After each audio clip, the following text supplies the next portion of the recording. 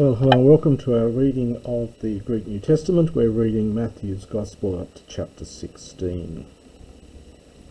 Kai proselthontes hoi Pharisaioi kai Sadducaioi peradzontes perotes en auton semeon ectu uranu epidexai autois. And the Pharisees and the Sadducees, having come, peradzontes, participle, testing him. This is from erotao. They asked him to epidexai, to show to them a sign from heaven. Hodi apokrithes epen autois, and he, having answered, he said to them. Now the next couple of lines, this bit here, are bracketed. They are doubtful. They look like they may have been a later addition, and they're not in the oldest manuscripts, but I'll translate them here anyway. Opsios genomenes legete. So we've seen this, we have to supply hemeras. It having become, so when it becomes late, legete, you lot say, Judea, it is fine weather, it is fair weather. Purazde ho uranos, for the heaven. Purazde is a very funny word. It means to become fiery red. It's only here in Greek. This is the first time the word appears. It reappears in later Byzantine Greek, but the word is very rare. It simply means to become fiery red. The pur there at the beginning. And proi, and when it's early, semeron kaimon, today there will be a storm. For purazde stugnazdon ho uranos, for the heaven becomes fiery red. Stugnazdon, stugnos in classical Greek means gloomy or miserable, dark, sorrowful or sad. Here it has the sense of angry. The verb is in fact very late. The Polybius has the adjective stugnotes in regard to the weather, so that's why it's being used here. So basically it's simply saying that you look at the sky, you know what the weather's going to be. So when it is late, you say it is fair weather, for the sky has turned red, and when it's early, you say today there'll be a storm, for the heavens, being angry, have turned bright red. Tomen prosopon tu uranu ginoskete diakrinain tate semeaton chiron u dunaste.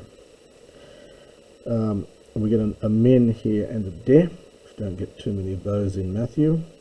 So on the one hand, the face of the sky, face of the heaven, you know how diakrinain, to judge. So you know how to judge the appearance of the heavens, of the sky, but you are not able, understand diakrinain, to judge the signs of the times. And as I said, that's not in the best manuscripts, maybe a later addition. Genea ponera kai moikalis semeon epitsete. Kai semeon uk dothesatai aute emetos semeon iuana. Kai katalipon autus apelthen. It is so an evil generation, ponera genea. This is a first declension feminine noun. So an evil and moikilis, adulterous generation, seeks after semeon, a sign. And a sign will not be given to it. That's the feminine agreeing with the genea, except the sign of Jonah. That's an old Doric genitive here. He doesn't explain here what the sign of Jonah is, but that's what he says. And having left them behind, he departed, he went off.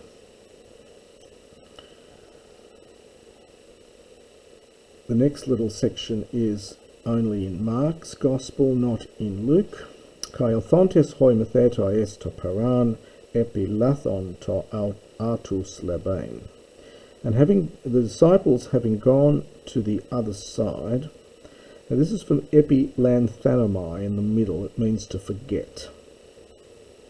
Epilanthanomai, to forget. So the disciples having gone to the other side, they forgot to take artus, loaves of bread. Hoti Jesus epen artois, and Jesus said to them, now we get these imperatives, horate kai prosekete apotes sumes ton Pharisaion kai Sadducaion.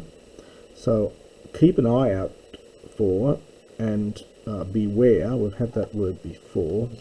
So hold yourself back from. So beware of the sume, the leaven, the yeast.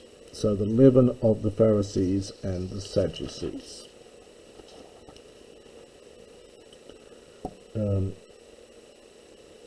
Hoi de dialogizon to en hiautus legontes.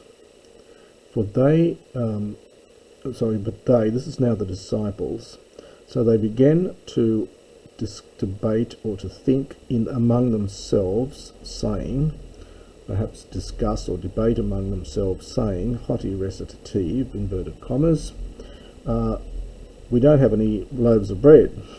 So they thought that Jesus was referring to their situation of being short of bread.